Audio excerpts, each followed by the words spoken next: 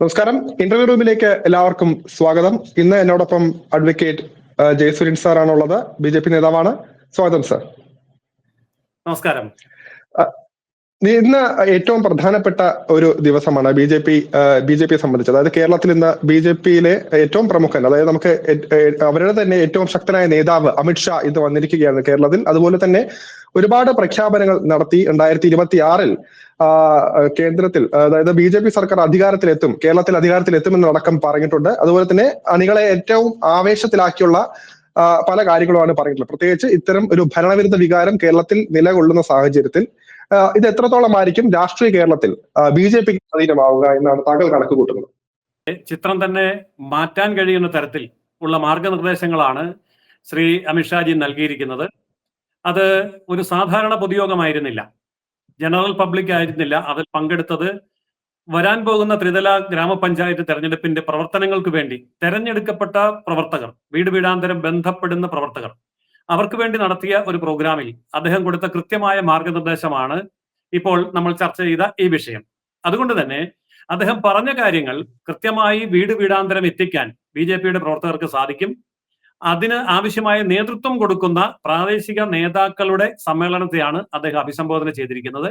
അദ്ദേഹം പറഞ്ഞിരിക്കുന്ന പോയിന്റ്സുകൾ പ്രായോഗിക തലത്തിൽ ബൂത്ത്, വീട്, വാർഡ് എന്ന നിലയിൽ ഓരോ വോട്ടറിലേക്കും കൃത്യമായിട്ട് എത്തിക്കാനുള്ള ഒരു ഹോംവർക്കും പാർട്ടി കൃത്യമായി ചെയ്തിട്ടുണ്ട്. അപ്പൊ അതിന്റെ അടിസ്ഥാനത്തിൽ വരാൻ പോകുന്ന ദിവസങ്ങളിൽ കേരളത്തിലെ ഓരോ വീടുകളിലും BJPയുടെ പ്രവർത്തകരെത്തും. എന്നിട്ട് വികസനത്തെ സംബന്ധിച്ചുള്ള കേരളത്തിന്റെ അവസ്ഥ അവരുടെ മുമ്പിൽ വയ്ക്കും. അതോടൊപ്പം തന്നെ BJP അധികാരത്തിൽ വന്നിരിക്കുന്ന സംസ്ഥാനങ്ങളിൽ വികസനം എങ്ങനെ സംഭവിക്കുന്നു എന്നുള്ളതും, നമുക്ക് നഷ്ടമായിക്കൊണ്ടിരിക്കുന്ന അവസരങ്ങൾ എന്തൊക്കെയാണെന്നും, കേന്ദ്രം അനുവദിക്കുന്ന കോടാനുകോടി രൂപയുടെ ഫണ്ടുകൾ കേരളത്തിലെ വീടുകളിൽ വ്യക്തികളിലേക്ക് എത്താത്തത് എന്തുകൊണ്ടാണെന്നും BJPയുടെ പ്രവർത്തകർ വിശദീകരിക്കുന്നുണ്ടാവും. അത് തീർച്ചയായിട്ടും വരാൻ പോകുന്ന ത്രിതല പഞ്ചായത്ത് തെരഞ്ഞെടുപ്പിൽ BJPക്ക് ഒരു വലിയ കുതിച്ചുചാട്ടത്തിനുള്ള ഒരു പിൻബലമായി മാറും എന്നാണ് ഞങ്ങൾ കണക്ക് കൂട്ടുന്നത്. BJPക്ക് ഒരു പുതിയ ടീം സൃഷ്ടിച്ചതിന് ശേഷം മണിക്കൂറുകൾക്കകമാണ് അമിത്ഷാ ഇവിടെ ഇപ്പോൾ കേരളത്തിൽ എത്തിയിരിക്കുന്നത്. അത് തന്നെ ഒരുപാട് പ്രതീക്ഷ നൽകുന്നു എന്ന് പറയപ്പെടുന്നുണ്ട്. അതുപോലെ തന്നെ ഈ ഒരു പ്രവർത്തനം എങ്ങനെയായിരിക്കും? പുതിയ ടീമിൽ താങ്കൾക്ക് വിശ്വാസമുണ്ട്? അതായത് നേരത്തെ തന്നെ പറഞ്ഞ ടീമെന്നൊന്നും പറയേണ്ട, എന്നിൽ പോലും ഒരു അഴിച്ചുപണി, അതായത് മൊത്തത്തിലൊരു മാറ്റം, അതൊരു പ്രതീക്ഷ വയ്ക്കുന്നുണ്ടോ? സാധാരണ അണികളെ അടക്കം ഇത് സ്വാധീനിക്കുമോ? അതായത് BJPയുടെ ഭാരവാഹികൾ മാറുന്നതിനെ സംബന്ധിച്ച് ആ മാറ്റത്തിന് ചില പ്രത്യേക സിസ്റ്റം പാർട്ടിയിലുണ്ട്. അതായത് പൊതുവെ പറഞ്ഞാൽ പാർട്ടിയുടെ പ്രവർത്തകരിൽ കൂടുതൽ ചെറുപ്പക്കാരെ കൊണ്ടുവരികയും ഗവൺമെന്റിന്റെ പ്രവർത്തനത്തിൽ കൂടുതൽ എക്സ്പീരിയൻസ്ഡ് ആയിട്ടുള്ള ആൾക്കാരെ നിയോഗിക്കുകയും ചെയ്യുക എന്നുള്ളത് BJPയുടെ ഒരു പോളിസിയാണ്.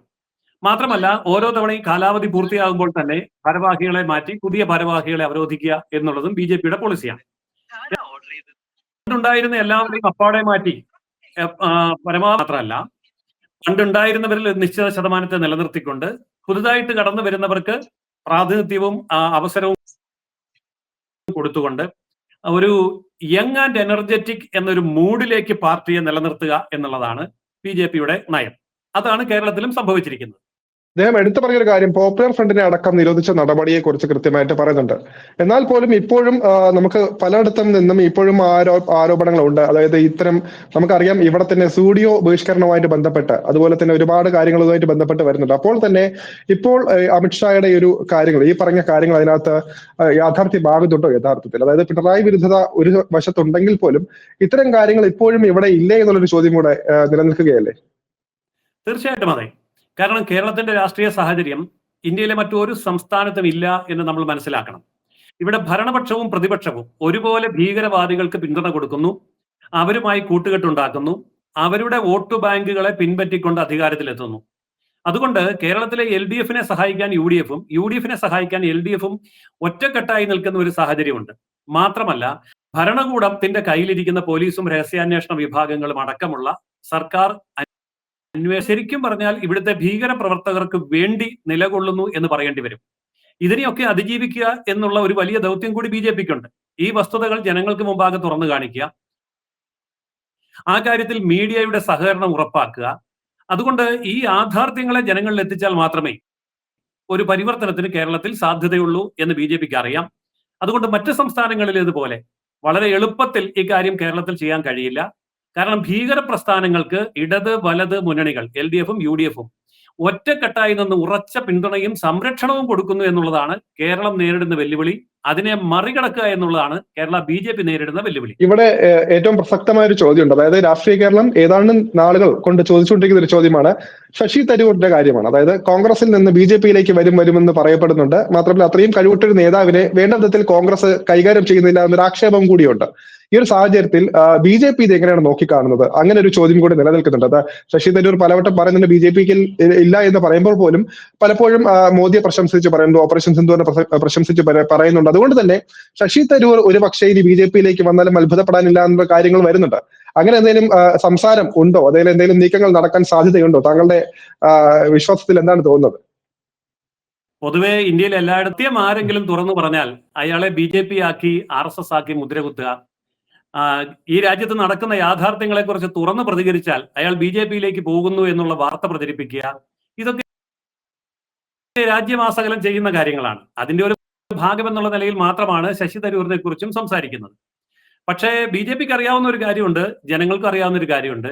ഇന്ന് BJP-യുടെ ജനപ്രതിനിധികളായിട്ട് ഇരിക്കുന്നവർ, അതായത് MP-മാർ MLA-മാർ അടക്കമുള്ള ആൾക്കാരിൽ ഒരു 50% കൂടുതലും പഴയ കോൺഗ്രസ്സുകാരായിരുന്നു. ഇതൊരു വസ്തുതയാണ്.